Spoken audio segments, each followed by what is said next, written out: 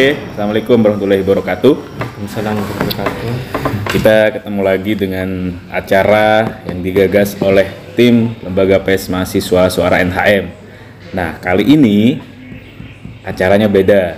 Ya, kalau sebelumnya kita melakukan podcast, melakukan sesi wawancara terhadap beberapa narasumber, kali ini kita hampir sama, cuma berbeda konteks dan isinya. Ya, kali ini kita ada program baru, yaitu penampakan.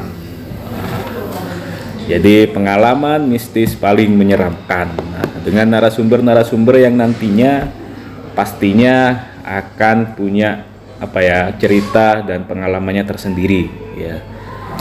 Ya sebenarnya memang kita ngikut tren ya. Kalau Firsa Besari itu ada penghormatan, pengalaman horor masuk hutan, kita ada penampakan di sini.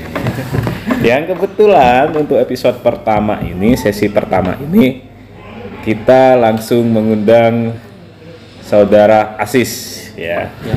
Apa kabar Mas Asis? Alhamdulillah baik. Alhamdulillah baik, kayak ngabek laib. Ya, Mas Asis sibuk apa sekarang Mas Asis? Sehari-hari ya sibuk ngerjain proposal Pak. Sudah nyampe bab berapa? Alhamdulillah sampai bab 3. Kira bab 12 ya. Alhamdulillah sudah cuma sampai. Revisinya itu Pak yang banyak. Revisinya banyak ya. Iya. Tapi sudah sidang proposal? Belum Pak. Belum. Tanggal 24 ini pembukaan. Oh, pembukaan pendaftaran. Iya. Oke, 24 kan kemarin ya. Sekarang 24. Iya. Belum daftar tapi. Belum Pak. Belum ya. Belum ACC ini Pak proposal saya. Siapa dosennya Sis? Bu Suryati. Iya, Bu Suryati ya. Lagi cuti Pak. Oh, lagi cuti. Kan nanti kan kalau nonton gak mungkin cuti. Oke. Mas Asis sendiri selain sibuk ngerjakan proposal maupun tugas akhir skripsi, sibuk apa nih? Paling ya sehari-hari main Pak. Kalau malam tuh ya sambil ngerjain tugas, sambil begadang, sambil main sama temen juga. Main apa? Main game. Oh, Mobile Legend ya? Pastinya Pak.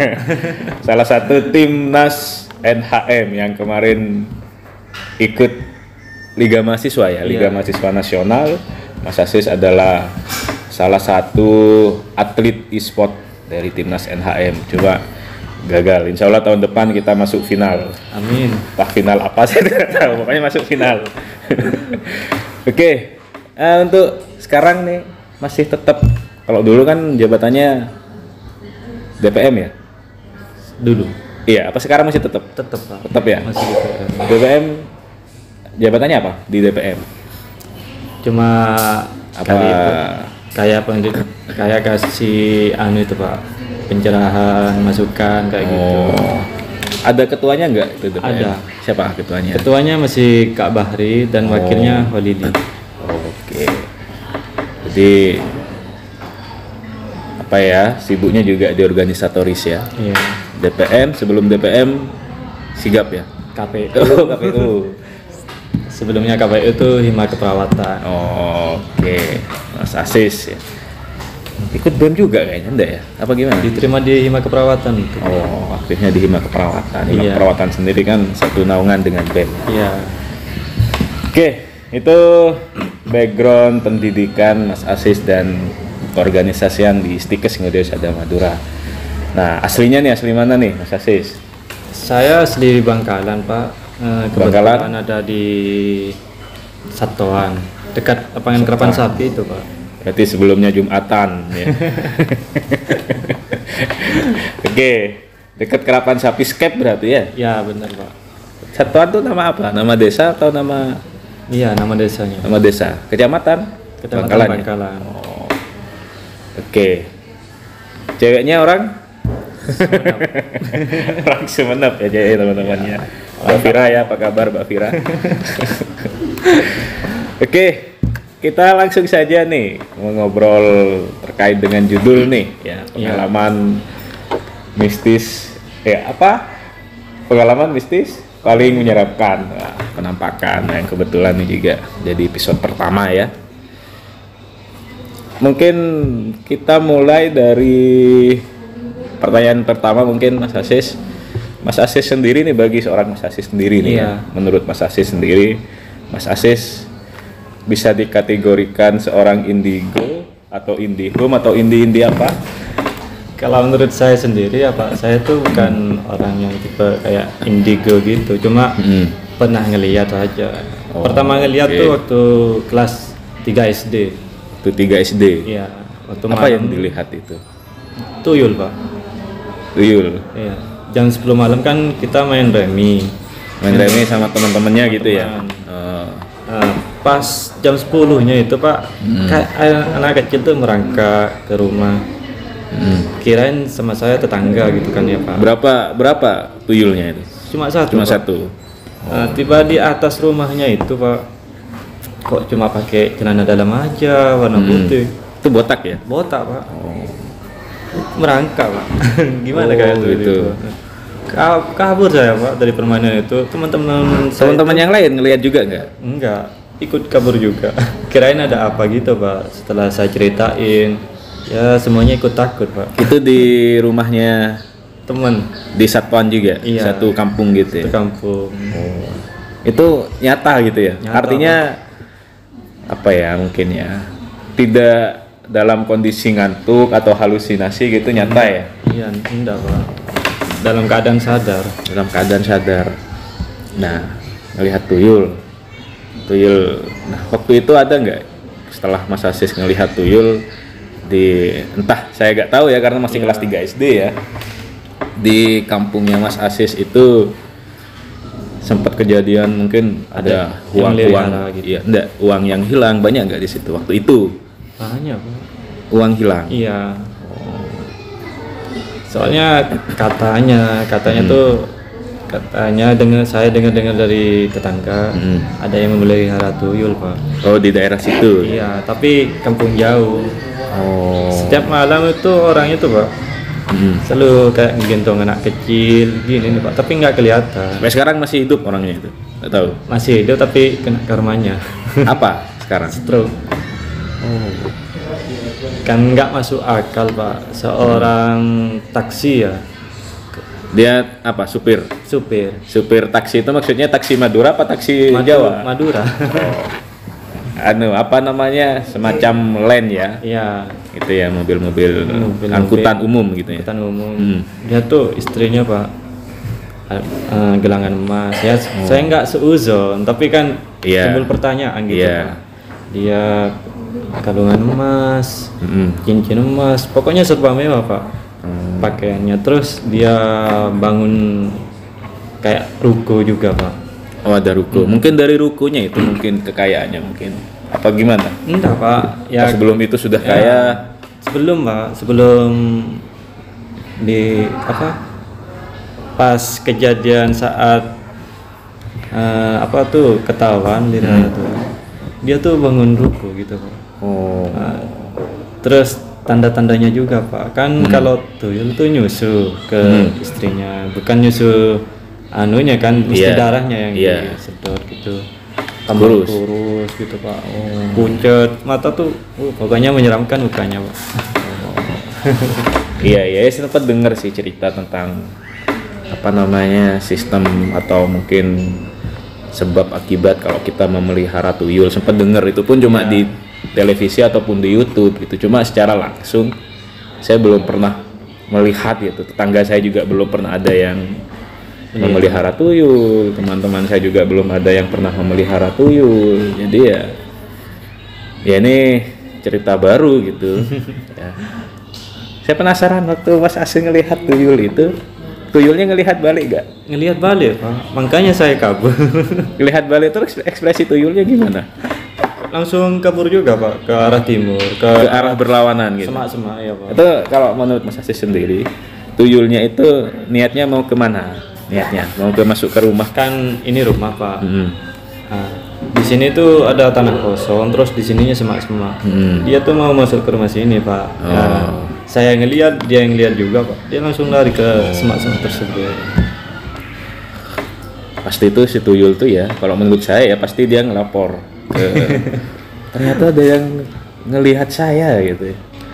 Mas Asis sempat ditegur gak itu sama pemilik tuyul enggak? Enggak, Pak. Enggak ya? Enggak ditegur. Oke. Nah, ini suatu hal yang menarik ya. Ternyata ada juga yang seperti itu gitu ya. Meskipun saya sering kalau bicara masalah tuyul itu sering ini timbul pertanyaan gitu. Kenapa tuyul kok nyolongnya ke rumah-rumah warga? Kenapa gak di bank gitu? Nah, ada nggak Mas Asis jawaban itu? katanya orang-orang sih ya, Pak. Kalau di bank itu kan kuncinya kecil, Pak. Kuncinya kecil. Iya. Kalau saya tidak tahu masa kuncinya kecil. ya, kalau itu kuncinya kecil, Pak.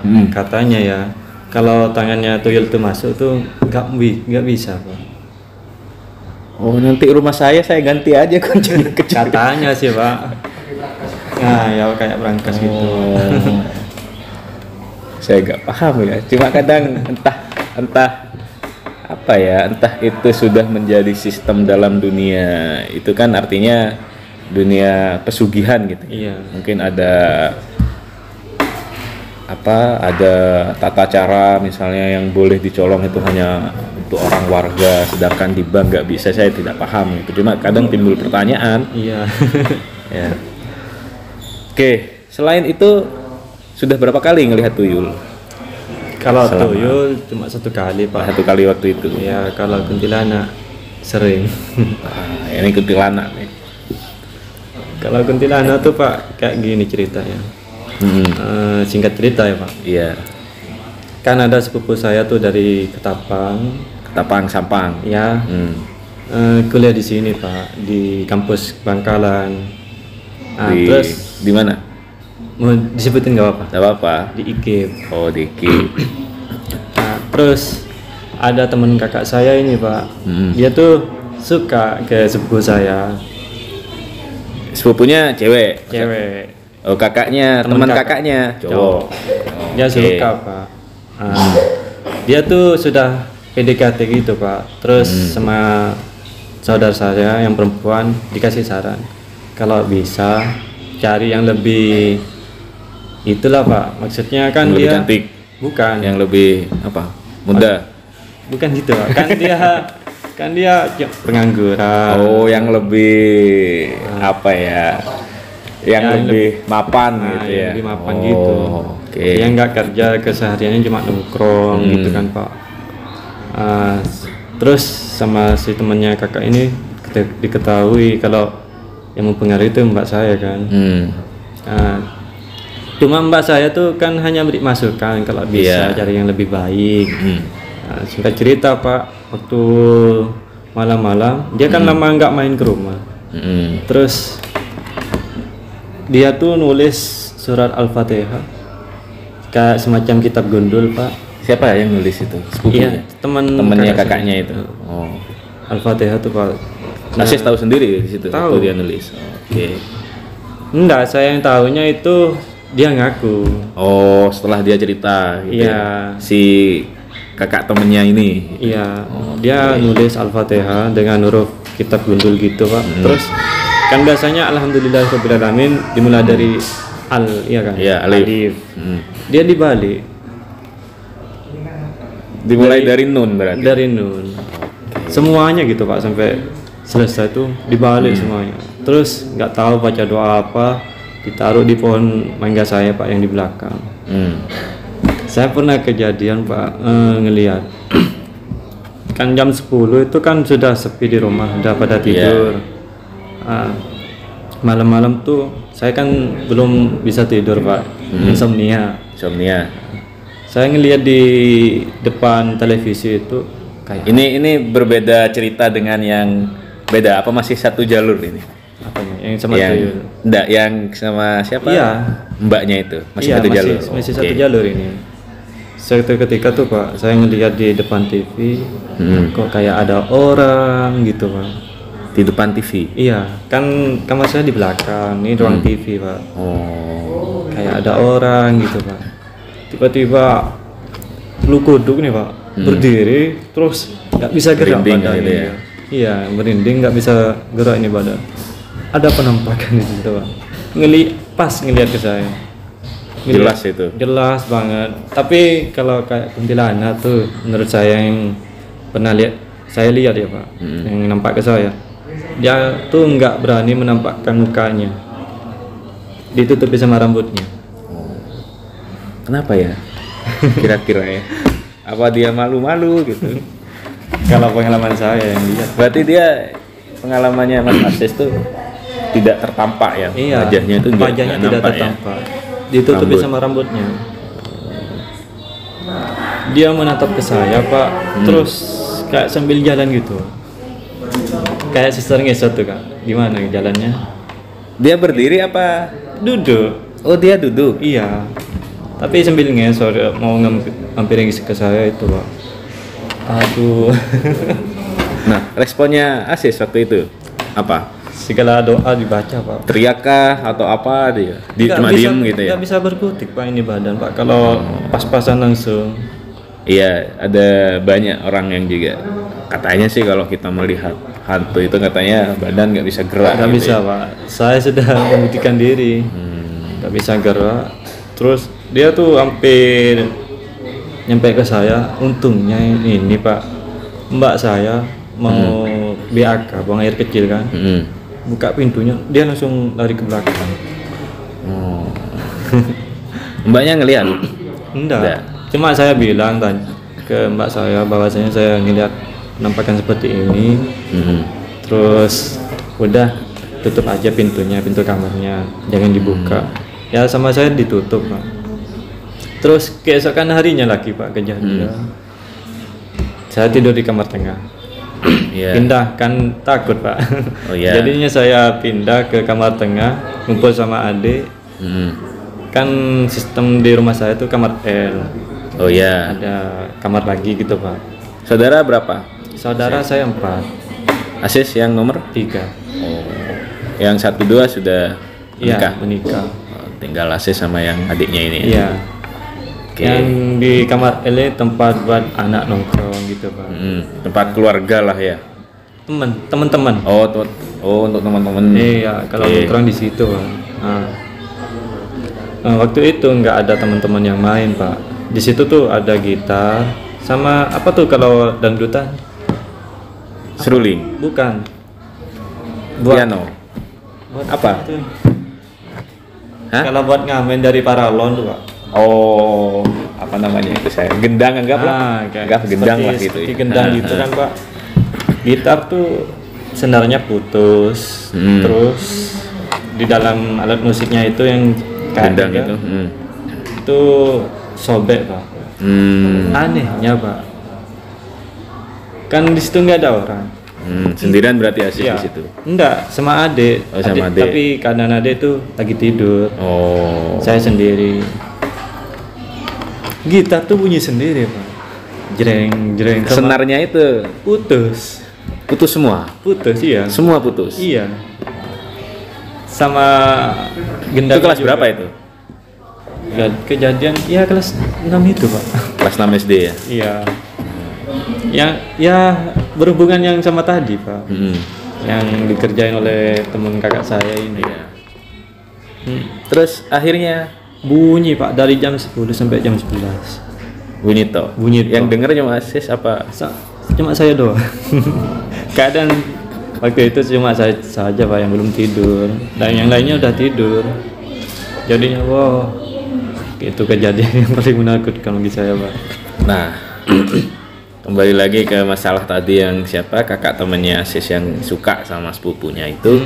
Nah akhirnya gimana itu endingnya? Selang 2 minggu kejadian seperti itu terus Pak, diganggu di rumah. Nah itu sepupunya Asis ya? Yang cewek? Iya. Tinggalnya di rumah juga. Kenapa kok tinggal di situ? Kan dia ngampus di sini Pak. Jadi aslinya di Ketapang, cuma di rumah saya itu Pak. Selang beberapa 2 minggu kalau nggak salah. Sebelum itu artinya sebelum ada kakak temannya Asis nih suka gitu ya. Rumah itu aman-aman saja. Aman. Berarti setelah nggak dikerjain lah ya. Iya, dikerjain. Terus 2 minggu tuh Pak kayak gitu doang. Terus sama kakak saya itu dipanggilin orang pintar lah Pak. Katanya orang pintar itu ada orang yang dengki dengan rumah ini. salah satu temanmu, tapi dia nggak menyebutkan Pak. Gimana, tapi sudah langsung terfikirkan waktu itu ya? Iya, terfikirkan dikarenakan Pak, teman kakak saya ini udah 2 minggu nggak main-main karena kejadian itu. Terus dimampiri sama kakak saya ke rumahnya, dia cerita kalau masalahnya seperti ini. Ya dia ngaku Pak, akhirnya dia ambil, udah aman-aman saja rumah. Berarti dia putus tidak ngejar lagi si sepupunya dia. Tapi sudah maksudnya putus hubungan sama mbak saya, udah nggak saling sapa gitu Pak kalau masalah itu. Untungnya dia ngaku ya. Iya. Kalau kan ada tuh memang orang yang sengaja ngejar banget tapi nggak ngaku kan, akhirnya ya sampai membuat si korban atau si wanita itu kan tergila-gila gitu. Ada juga yang seperti itu. Cuma permasalahannya teman kakak saya ini Pak, ke mbak saya, makanya jadi ke mbaknya sis itu maksudnya ke mbak sepupu, ke mbak kandung, kan dia yang beri saran ke sepupu saya kalau bisa cari yang lebih baik gitu kan Pak. Yang jadi korban pas semuanya gitu Pak, yang diganggu. Tapi kan setelah dia ngaku terus narik semua bahasanya barang-barangnya mungkin, tapi kan aman ya setelah itu ya. Alhamdulillah aman. Sampai teman saya tuh ngelihat pocong nginep di rumah saya. Pocong tuh katanya tuh Pak, ya biasa kan namanya pocong, mukanya tuh hancur langsung lari Pak. Dan nggak mau nginep lagi di rumah saya. Asis pernah ngelihat pocong? Kalau pocong cuma dari kejauhan. Ada yang bilang kan pocong itu lompatnya zigzag, ada yang bilang lurus. Asis sendiri waktu itu ngelihat pocong gimana geraknya? Apa cuma diem toh pocong? Cuma diem toh Pak, di pojokan rumah. Pojokan rumah temen. Emang agak sedikit angker sih Pak. Cuma dari kejauhan yang mukanya nggak begitu jelas. Ya cuma lari aja gitu Pak. Oke. Kuntilanak. Ya alhamdulillah saya selama hidup tidak pernah dan mudah-mudahan tidak akan pernah melihat hal-hal yang di luar nalar saya gitu. Oke. Itu pengalaman dari Mas Asis sendiri ya, dari kecil sudah melihat. Terbaru nih, yang terbaru punya pengalaman apa yang terbaru? Yang terbaru. Apa mungkin kemarin atau mungkin sekarang gitu? Waktu SMA sih Pak, kalau sekarang cuma hanya sebatas kayak jarang lewat gitu Pak. Kayak ngerasa ada aja gitu. Itu yang pengalaman yang terbaru kan waktu SMA ya, Asis ya. Gimana yang bisa diceritakan waktu SMA itu? Kalau waktu SMA tuh kan kelas saya sama kelas sebelah tuh ada di lantai 2 Pak, tapi di bawahnya tuh makam, bekas makam ya. Waktu itu Pak, teman saya yang di kelas paling pojok ini dia kesurupan, katanya cewek itu ya? Cewek. Emang langganan dia Pak. Oh, langganan kesurupan. Iya langganan. Dia kesurupan, tangan tuh gini Pak. Gimana kayak seorang ratu gitu Pak. Ya gini kan mesti banyak orang yang mau lihat Pak. Iya. Saya juga ngeliat berdesak-desakan. Kebetulan waktu itu guru belum tahu. Itu kelas berapa itu? Kelas 10. Kelas 10 itu berarti awal ya? Iya. Kelas 1 lah ya, kelas SMA ya. Saya juga lihat waktu itu Pak. Lihat apa maksudnya? Lihat yang si kesurupan ini. Tak kira lihat wujud aslinya gitu. Enggak Pak. Saya lihat dia langsung mendang saya Pak. Mendang saya kayak ngeliat ke saya gitu Pak. Memalingkan wajahnya tuh ke saya. Ya saya takut Pak. Saya akhirnya untuk kembali ke kelas. Ternyata dia ngikut dari belakang Pak, ngikuti saya. Si cewek itu? Iya yang kesurupan. Ngikut. Nah waktu ngikut tuh gak dihalangi orang, kan itu pasti orang banyak kan di situ. Pokoknya kan dia di lantai 2 Pak yang kesurupan. Kelas saya juga. Pokoknya nggak ngeloncat gitu Pak. Kalau si yang kesurupan ini tambah kayak dipegang gitu tuh. Tambah ini ya, tambah jadi kan. Tambah jadi ya. Dia ngikut Pak. Ya saya takut kan, saya langsung lari ke kelas, dia juga ngikut belakang sampai di ruang ruang kelas saya. Pas pintu masuknya dia ngeliat saya, ya saya ngeliat gitu kan Pak. Dia akhirnya langsung kayak udah nggak ada gitu Pak, langsung jatuh plak gitu. Okay. Akhirnya dibawa ke ruang guru, dia kesurupan lagi terus dengan apa, hantu yang sama, katanya sih. Tapi si cewek itu gak punya riwayat suka sama Asis kan? Enggak, makanya pas ngikuti gitu. Enggak ya? Enggak Pak. Okay. Ditanyain sama guru agama saya, kamu siapa? Dia ngakunya Ratu Ular. Terus sama guru saya ini nih mau dimasukin Islam, dia nggak mau. Dia si Ratu Ular nih Kristen gitu atau bukan? Iya. Kristen, non Islam lah ya. Islam lah. Dia berarti ada sempat ada komunikasi ya antara guru dengan si apa yang cewek kesurupan itu. Iya. Mau dimasukin ke agama Islam, dia nggak mau, dia tetap dengan pendiriannya. Ya udah kan guru agama saya itu nggak maksa. Jadinya disuruh keluar terus kelas kita tuh yang di atas nggak dipakai, pindah ke bawah. Nggak dipakai sampai sekarang? Nggak pakai sekarang Pak. Kalau dulu waktu Asis sekolah nggak dipakai? Saya nggak sekolah nggak dipakai, cuma buat kalau ada bahan yang nggak dipakai ditaruh di sini. Dijadiin gudang gitu ya? Iya, gudang. Segitunya ya berarti ya, sampai salah satu kelas itu gak dipakai ya.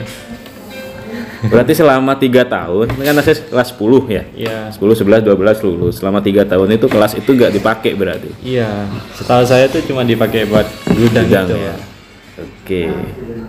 Itu waktu SMA ya, dan itu sering sekali biasanya ya SMA itu kesurupan gitu. Cuma kalau saya boleh berpandangan secara ilmiah, memang kadang kesurupannya itu pas hampir dekat UNAS biasanya. Kesurupan massal waktu itu enggak Pak, baru awal masuk itu Pak. Biasanya kan kalau hampir dekat UNAS itu kan, kalau kesurupan massal itu kan biasanya karena kejiwaan sebenarnya, bukan karena hantu. Itu kalau kita lihat dari konteks ilmiahnya gitu ya. Oke, menarik ya. Itu waktu Asis waktu SMA. Tapi waktu SMA sendiri Asis tidak pernah ngelihat di SMA itu? Lihat cuma hanya sebatas kayak orang lewat gitu Pak, sendirian, kayak ada yang orang nungguin gitu. Waktu Ratu Ular tuh gak pernah menampakkan diri gitu? Nggak pernah. Tapi saya dengar Pak, kata orang-orang sekitar, apa yang diceritakan tuh mesti mampir gitu kan ya Pak. Pernah dengar? Apa yang kayak kita gini. Ya. Saya percaya itu. Artinya makhluk jin itu memang punya energi dan dia semacam magnet. Kalau kita anggaplah rasanan tentang itu, merasakan itu, menceritakan tentang itu, membahas tentang itu, ya dia paham gitu. Itu. Sekarang hadir Sis. Nggak tahu saya Pak.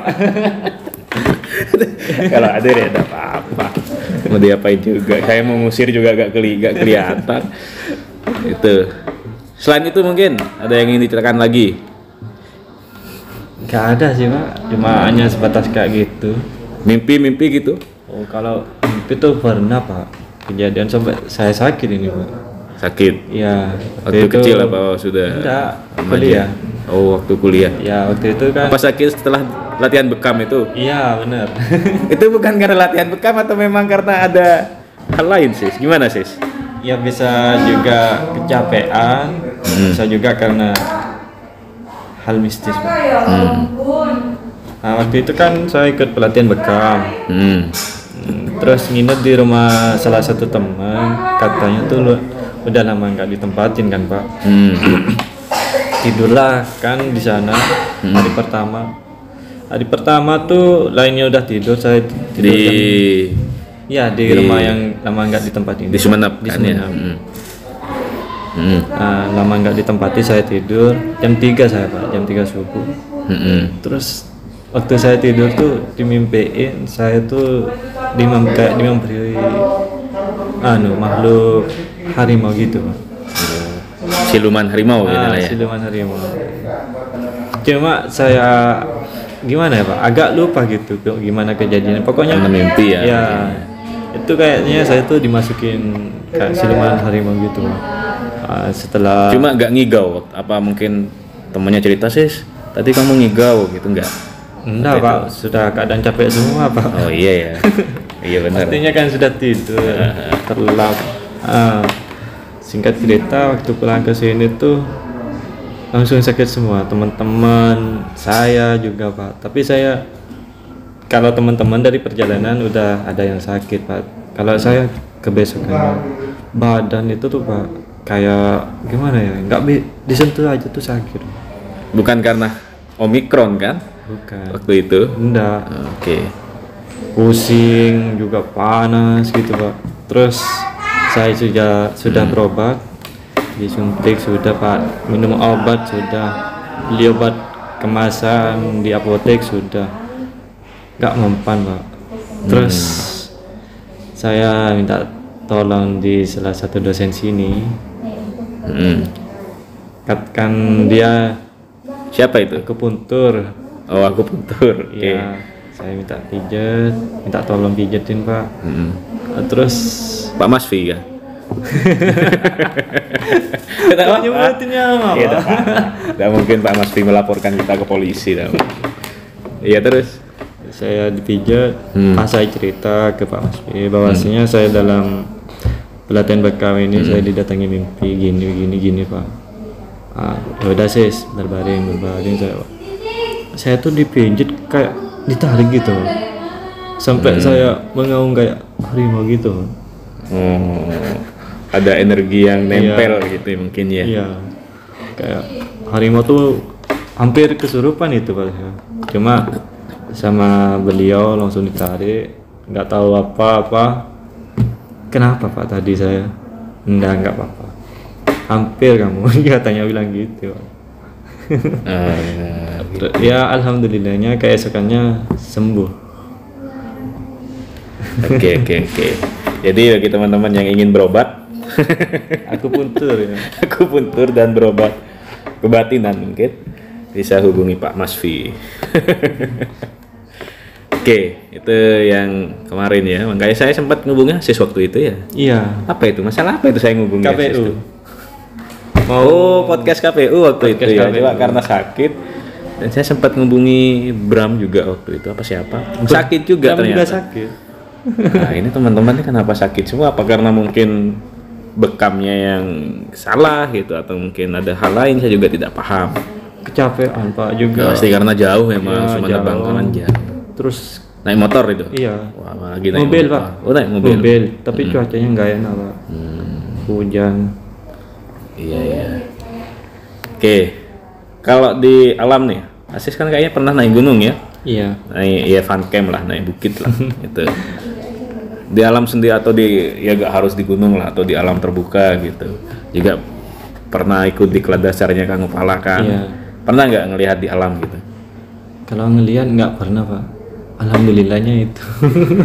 Nggak pernah, cuma waktu diklat ya kalau nggak salah. Di mana? Di Socah itu? Ya yang di Socah. Kayak di semak-semak tuh kayak ada orang yang gerak gitu Pak. Semua juga. Orang beol paling dia. Bukan. Oh, bukan. Kebetulan teman-teman panitia cerita horor-horor gitu Pak. Jadinya terbawa terbawa suasana. Gitu ya. Iya. Karena memang di Kang Upala sendiri itu, bagi saya sendiri, saya jujur selama hidup tidak pernah melihat hal-hal gituan, tidak pernah melihat secara tampak nyata dan tampak jelas, itu belum pernah dan mudah-mudahan tidak akan pernah. Karena kalau saya sempat ngomong ke teman-teman yang sensitivitas tinggi itu, nggak enak sebenarnya Mas. Bisa melihat seperti ini nggak enak, katanya nggak enak gitu ya. Iya. Makanya ya udahlah, mudah-mudahan saya tidak pernah melihat gitu. Cuma kalau merasakan terus suara-suara itu sering banget. ya. Iya. Dan di pecinta alam memang ada materi itu hanya di diklat pengurus ya. Ada materi yang 1 malam itu materinya tentang kontemplasi alam. Itu materi wajib ya. Diklat dasar, pengambil ada 3 diklat sebenarnya kalau di Kang Upala itu saya diklat dasar, pengambilan nomor induk anggota sama diklat pengurus. Nah, di diklat pengurus ini diklat terakhir atau 1 malam memang khusus kita asah sensitivitasnya teman-teman. Itu makanya teman-teman Kang Upala itu yang sudah diklat pengurus itu sensitivitasnya agak tinggi biasanya seperti itu. Entah berhasil atau tidak waktu 1 malam itu ada yang berhasil ada yang tidak. Tuh ya bukan berarti bisa melihat, cuma bisa merasakan saja. Rasakan tujuannya apa, agar kalau kita tersesat, kalau kita bingung jalan di mana waktu kita di alam itu bisa merasakan oh ternyata yang benar ini. Itu berarti kalau Asis sendiri di alam belum pernah melihat ya? Belum. Malah yang sering melihat di gedung-gedung atau di bangunan-bangunan ya? Iya. Iya. Dan saya percaya sebenarnya kalau di alam itu bahasanya sakral ya. Iya, sedangkan kalau di gedung angker. Nah, ex-senior saya dulu sempat menceritakan bahwa perbedaan sakral sama angker itu, kalau sakral itu penghuninya itu katanya penghuni sepuh, dewasa, anggap kayak orang kita lah, dewasa. Sedangkan angker itu penghuninya anggap hantu-hantu yang masih bocil, yang sering mengganggu. Ya, yang sering mengganggu meskipun kita tidak punya salah dia ganggu. Sedangkan yang sakral itu kalau kita sudah menghormati dia nggak bakalan diganggu, bahkan dilindungi apa? Nah tapi sebaliknya kalau yang di sakral dia melakukan suatu kesalahan dia lebih parah daripada yang angker. Makanya kalau di alam itu sopan santunnya harus lebih dijaga ya gitu. Terutama perkataan ya Pak. Perkataan ya, perbuatan banyak sekali. Dan hal-hal gaib itu kan dalam agama juga bahasanya ngambang ya, roh, masalah dunia jin, meskipun ada surat jin itu cuma bahasanya ngambang, tidak dijelaskan secara rinci. Beda dengan perkara-perkara yang nyata kayak perkara muamalah dan lain sebagainya, itu dunia gaib memang ngambang. Makanya banyak interpretasi di situ ya, Sis ya. Yeah. Tiap orang juga kadang beda-beda pandangannya. Ya seperti itu, teman-teman. Islam juga ya bahasa menghormati itu ya juga dijelaskan ya. Dan kita boleh tidak setuju terhadap sesuatu, kita boleh tidak setuju terhadap seseorang, cuma menghargai dan menghormati dari sesuatu yang wajib. Kita boleh gak setuju, saya boleh gak setuju dengan perkataannya Sis, saya juga boleh tidak percaya kan Sis ya. Artinya setiap orang berhak memilih gitu. Saya boleh tidak, teman-teman juga boleh tidak setuju, boleh juga tidak percaya, cuma menghormati dan menghargai itu adalah sesuatu yang wajib kan gitu ya. Itu yang diajari di senior saya dulu seperti itu ya. Begitulah mungkin untuk episode penampakan ya, pengalaman mistis paling menyeramkan ya. Kebetulan disutradarai oleh Reza ada di belakang layar ya, yang nanti mungkin kita tayang setiap malam Jumat ya Zaya. Oke. Mungkin terakhir Sis ada yang ingin disampaikan, silahkan penutup. Kalau dari cerita saya yang saya cerita dari awal sampai sekarang, percaya tidaknya itu tergantung dirinya sendiri gitu sih Pak. Yang pasti setiap orang, setiap mukmin wajib mempercayai hal yang gaib. Itu ya, wajib kan, yang di Al-Quran juga dijelaskan ya. Itu cuma ya perbedaan pandangan biasa, cuma masalah wajib mempercayai itu wajib, karena malaikat, jin itu memang ada nyata ya. Cuma bagaimana kita ya, karena ada orang-orang tertentu yang memang diberikan bukan mukjizat sih, kalau mukjizat kan nabi ya, mungkin diberikan gitu, kelebihan ya, maunah, apalagi itu bahasa-bahasa orang-orang sufi itu kan seperti itu ya. Itu mungkin dari Asis ya. Terima kasih banyak Asis sudah mau menceritakan ya. Kita tunggu nanti bintang tamu selanjutnya. Yang jelas tetap tonton program penampakan pengalaman mistis paling menyeramkan ya setiap malam Jumat. Oke teman-teman, ditunggu. Sekali lagi terima kasih ya Asis. Kita ketemu nanti lain kali. Siap. Anu ya, keringetan ya tangannya Asis.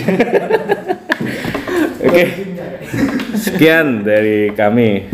Saya selaku pembawa acara Alul Akbar mengucapkan terima kasih. Akhirul kalam. Wassalamualaikum warahmatullahi wabarakatuh. Waalaikumsalam. Oke.